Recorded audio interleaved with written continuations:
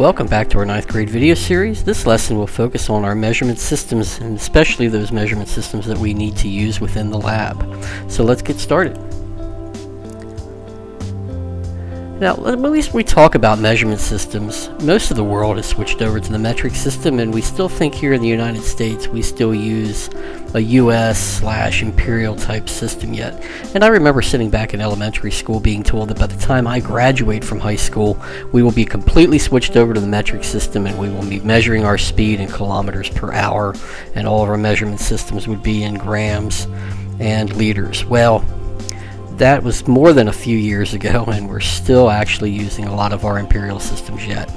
A country needs a consistent system of measurements in order to conduct a fair economy.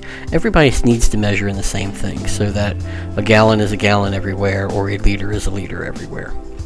For international trade to occur, a universal system of measurement needs to be in place.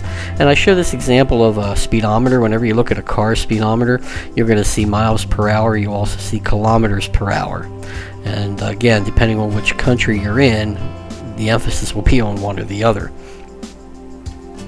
Metric, or the U.S. imperial system. Well, if we think about the U.S. system, which is based on the British imperial system, we measure distances in inch, foot, mile as opposed to meter.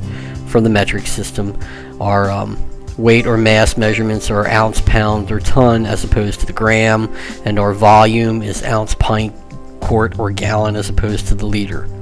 So we have a lot more to really keep track of here in the United States. The United States customary units are a system of measurement commonly used in the United States. The U.S. customary system was developed from the English units, which were in use in the British Empire before American independence.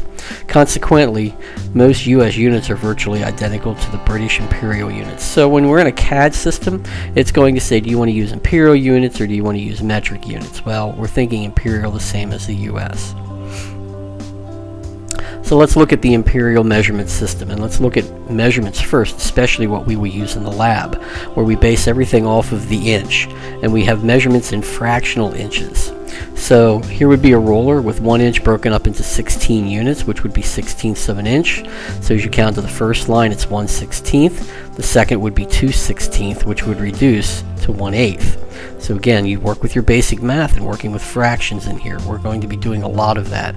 And you'll see every other line's a little longer. Right here is the 1/2 inch mark. Here's the 1/4 inch mark, the 3/4 inch mark. And then every other line's a little longer. So 1/8, 2/8. Again, 2/8 is the same as a quarter. 3/8, 4/8. 4/8 would be the same as saying half. 5/8. 6/8. 6/8 would reduce to 3/4, and 7/8. So our inch system is something we need to be used to. Let's look at some other measurements that we deal with here, and we're not going to spend a lot of time discussing this, but just be aware, if you're working in an architectural unit, you're going to be working in feet and inches. 12 inches equal a foot. You'll see the double hash mark is your symbol for an inch. A single hash is a measurement for a foot. 1 yard equals 3 feet. 1 mile equals 5,280 feet. 1 inch is the equivalent of 25.4 millimeters. So if you ever have to do a conversion, that's a nice number to know. Let's look at some other conversions in here.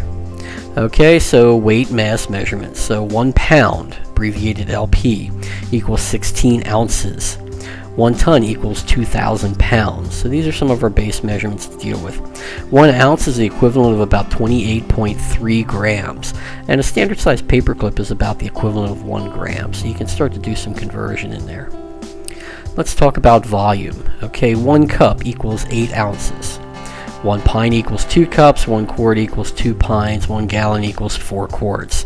Well, our gumball machine is going to be using a 1 pint mason jar. You could easily substitute it for a 1 quart mason jar, which would allow you to hold twice as much candy in it. So think about that when you get it home. 1 liter is about the equivalent of 33.8 ounces.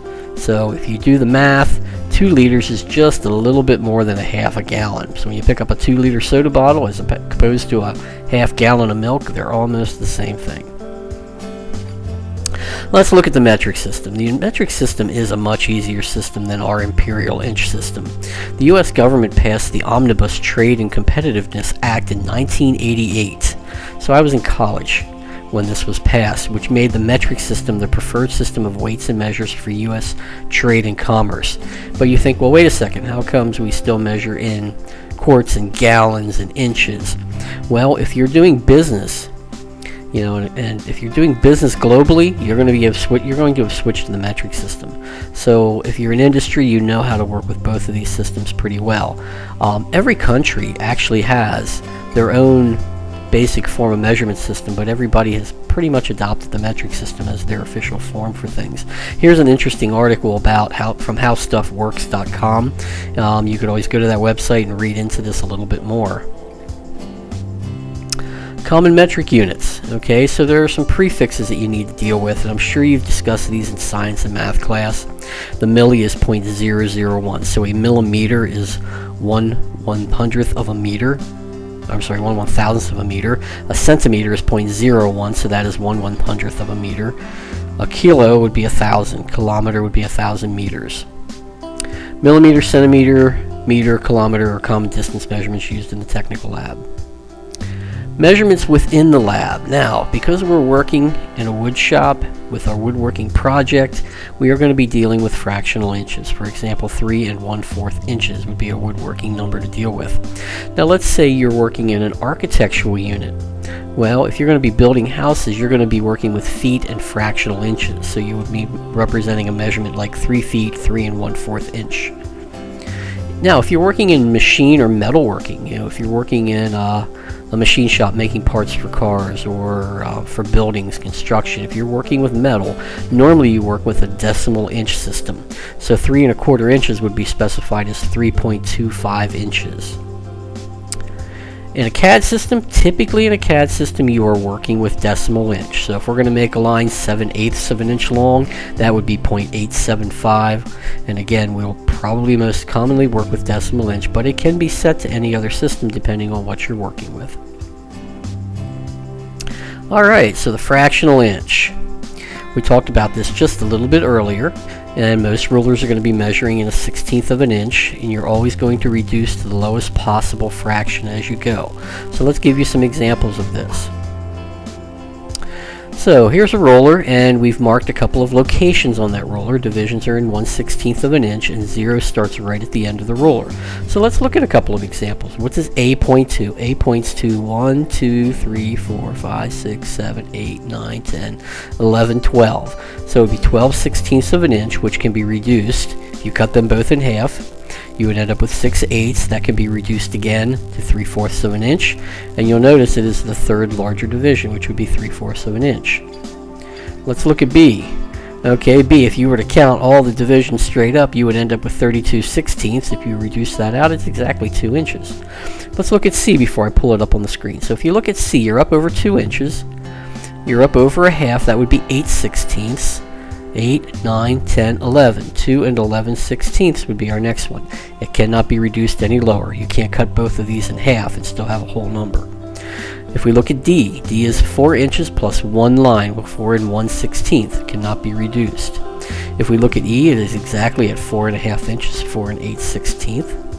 If you count up to F, F is going to go 5 and 1, 2, 3, 4, 5, 6, 8/16. So 5 6/16, you reduce both of those in half, you end up with 5 3/8 of an inch. So there you go. There are some practice inch measurements for the lab. Practice them until you feel comfortable with them, because you will be doing some measurements on your project. And there's a common saying that you always say in the shop is to measure twice and cut once. It's much better to measure than measuring once and cutting twice, because you waste a lot of material that way.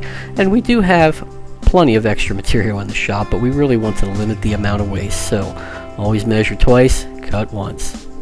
Good luck.